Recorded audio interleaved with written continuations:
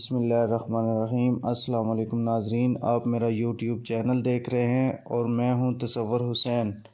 ناظرین، پاکستان تحریک انصاف کے چیئرمین عمران خان نے نئے army chief general Asim Munir کو مبارکباد دی ہے۔ عمران خان نے اپنے ٹویٹ میں کہا ہے کہ قوم اور ریاست کے درمیان 8 ماہ سے اعتماد کا فقدان ہے۔ امید ہے نئی عسکری قیادت اعتماد کا فقدان ختم کرے گی۔ عوام ہی ریاست کی اصل قوت ہے۔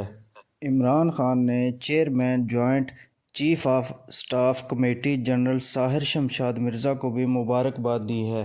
عمران خان نے بابائے قوم قائد اعظم محمد علی جناح کا قول بھی شیئر کیا۔ لکھا کہ یاد رکھیے، مسلح افواج عوام کی خادم ہیں۔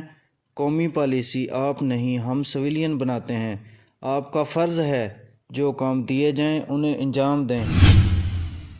ادھر پاکستان مسلم لیگ نون کا پنجاب اسمبلی کی تحلیل روکنے کے لیے 2 آپشنز ایک ساتھ استعمال کرنے کا امکان ہے۔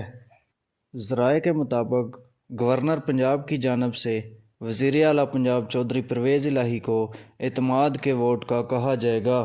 چند گھنٹوں کے وقفے کے بعد لیگی ایم پی ایز تحریک عدم اعتماد جمع کرائیں گے۔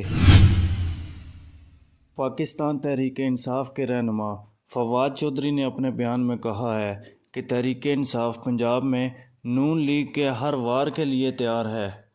دونوں صورتوں میں فوری ووٹنگ کرا کر یہ تحریکیں ناکام بنا دیں گے۔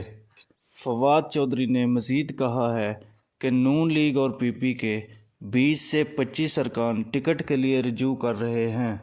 ہر حلقے کا میرٹ پر جائزہ لیں گے۔ 20 مارچ سے قبل نئے انتخابات ہو جائیں گے۔